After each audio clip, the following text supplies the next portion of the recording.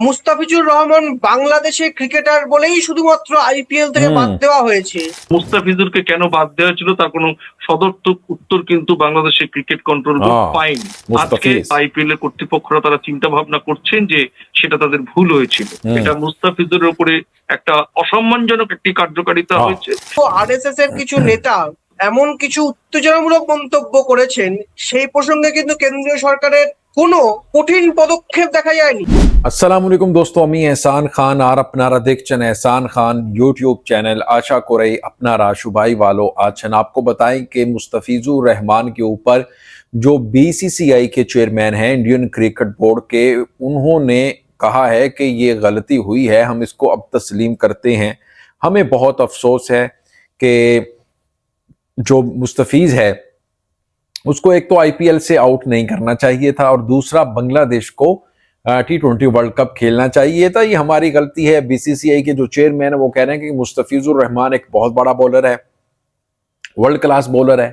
और देखें इसके ऊपर जो वेस्ट बंगाल का मीडिया है दोस्तों, वो कह रहा है देखें अब क्या फायदा पछताने का, अब क्या फायदा इसके ऊपर इस तरह की बातें करने का।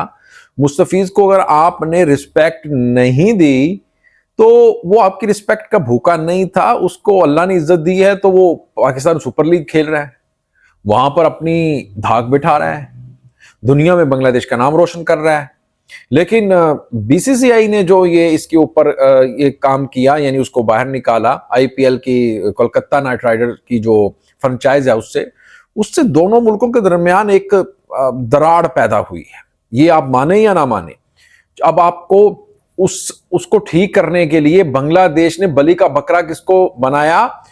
अमीनुल इस्लाम बुलबुल को, जो बीसीबी के प्रेसिडेंट है, उसको हटाया, उसको बरतरफ किया, क्योंकि तारिक रहमान की जो रजीम है, हुकूमत है, वो बांग्लादेश उसके साथ, हिंदुस्तान के साथ ताल्लुकात बेहतर करना चाहते हैं। अच्छा, इसके ऊपर अब वेस्ट बंगाल मीडिया क्या कह रहा है, वीडियो क्लिप बहुत इंटरेस्टिंग है, वो देखेंगे दोस्तों पहले, फिर हम इसके ऊपर बात करेंगे। जुड़े रहिएगा आखिर तक, इस वीडियो को जरूर देखिएगा। अगर अभी तक आपने हमारे यूट्यूब चैनल को सब्सक्राइब नहीं किया तो जल्दी से चैनल को सब्सक्राइब कर लें और बेल आइकन भी प्रेस कर दें। 3, 2, 1 एंड। মুস্তাফিজুর রহমান বাংলাদেশের ক্রিকেটার বলেই শুধুমাত্র আইপিএল থেকে বাদ দেওয়া হয়েছে। মুস্তাফিজুরকে কেন বাদ দেওয়া হয়েছিল তার কোনো সদর্থক উত্তর কিন্তু বাংলাদেশের ক্রিকেট কন্ট্রোল বোর্ড পায়নি। আজকে আইপিএল এর কর্তৃপক্ষরা তারা চিন্তা ভাবনা করছেন যে সেটা তাদের ভুল হয়েছিল। এটা মুস্তাফিজুরের উপরে একটা অসম্মানজনক একটি কার্যকারিতা হয়েছে। তো আরএসএস এর কিছু নেতা এমন কিছু উত্তেজনামূলক মন্তব্য করেছেন, সেই প্রসঙ্গে কিন্তু কেন্দ্রীয় সরকারের কোনো কঠিন পদক্ষেপ দেখা যায়নি। তাহলে কি এটা প্রকারান্তরে কেন্দ্রীয় সরকারের একটা নীরবতায় সম্মতির লক্ষণের মতন হয়ে উঠেছিল? মুস্তাফিজুর বাংলাদেশকে প্রতিনিধিত্ব করেছে, সে কোনো রাজনীতির শিকার হলেও তার কোনো মন্তব্য সে করেনি। তার যেটা আদর্শ, তার যেটা কাজ, সেটা সে করে দেখিয়ে সেটা প্রমাণ করে দিয়েছে। আমাকে যে রাজনীতি দিয়ে স্বীকার করা যায় না, থামিয়ে দেওয়া যায় না, সেটা সে প্রমাণ করেছে। মুস্তাফিজুর রহমানকে আবার আইপিএল এ দেখা যাবে কিনা, রাজনীতির, কূটনীতির কচকচালি, গন্ডগোল, স্বার্থ সিদ্ধি, খেলার প্রতিযোগিতার ক্ষেত্রে অনেক দিনই আগেই হস্তক্ষেপ করে ফেলেছে। তার নির্লজ্জতম, জঘন্যতম, দুর্ভাগ্যজনক পরিণতি আমরা লক্ষ্য করেছি আইপিএল এ। দলে নেওয়ার পরও, চুক্তি হওয়ার পরও অপমানজনক ভাবে আইপিএল থেকে বাদ দেওয়া হয়েছিল বাংলাদেশের ক্রিকেটার মুস্তাফিজুর রহমানকে। সম্প্রতি পাকিস্তান সুপার লিগে নিজের যোগ্যতা, দক্ষতা দেখিয়ে তিনি ফের একবার প্রমাণ করেছেন রাজনীতি নয়, কূটনীতি নয়, খেলাটা সবসময় বাইরে রাখা উচিত। ভারত বাংলাদেশ সম্পর্কের ক্ষেত্রে এই যে কিছু স্বার্থসিদ্ধি, চক্রান্তকারী, কুচক্রী মানুষদের এই স্বার্থসিদ্ধির ফল খেলাকে, বিনোদনকে বারবার কলুষিত করে চলেছে। যারা সাধারণ ক্রিকেট প্রেমী, খেলা প্রেমী, তাদেরকে বঞ্চনা করে কিছু স্বার্থসিদ্ধির মানুষের স্বার্থ পূরণ হয়েছে। মুস্তাফিজুর রহমান, আইপিএল, ক্রিকেট এবং ভারত বাংলাদেশ সামগ্রিক সম্পর্ক, এই নিয়েই আজকে আমাদের প্রাসঙ্গিক প্রসঙ্গ। আমাদের সঙ্গে রয়েছেন প্রথম কলকাতা ডেপুটি এডিটর পরমাশিস ঘোষ রায়। পরমাশিস, আপনাকে স্বাগত।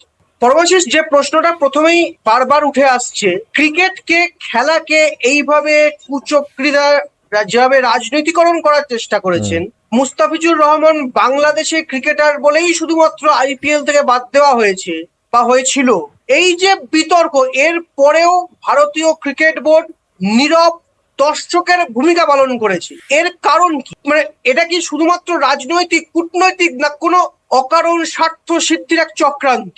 এই নীরবতা বোর্ডের পক্ষ থেকে আইপিএল যখন কোনো সিদ্ধান্ত নিচ্ছে, আইপিএল কর্তৃপক্ষ সিদ্ধান্ত নিচ্ছে, কিন্তু ভারত সরকার বারবার বলছে দুই দেশের সম্পর্ক আমরা মজবুত করতে চাই, সেখানে ভারতীয় ক্রিকেট বোর্ড কেন নিরপেক্ষ রয়েছে?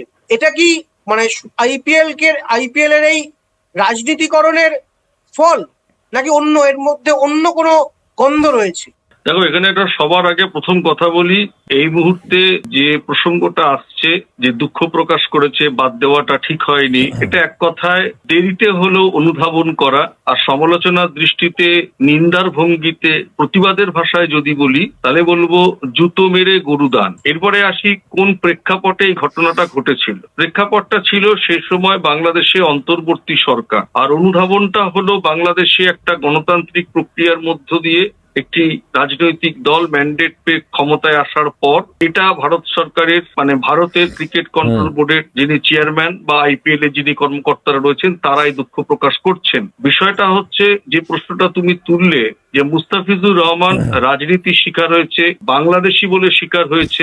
আমরা প্রথম কলকাতা আমরা প্রাসঙ্গিক প্রসঙ্গে এটা তীব্র প্রতিবাদ। तो दोस्तों, आपने वीडियो देखी है किस तरह से जो बीसीसीआई के चेयरमैन हैं मुस्तफिजुर रहमान को लेकर वो बात कर रहे हैं कि हमसे गलती हुई है, ये सारी मिस्टेक हुई है।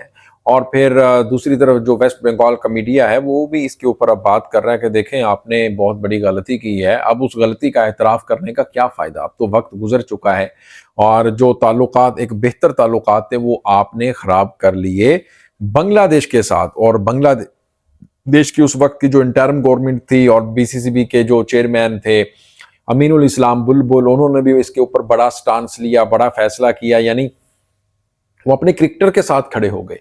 उन्होंने कहा कि देखें भाई, कंट्री फर्स्ट है, ये होती है तारिक रहमान साहब कंट्री फर्स्ट, इसको कहते हैं इज्जत के ऊपर अपनी कोई समझौता ना करना।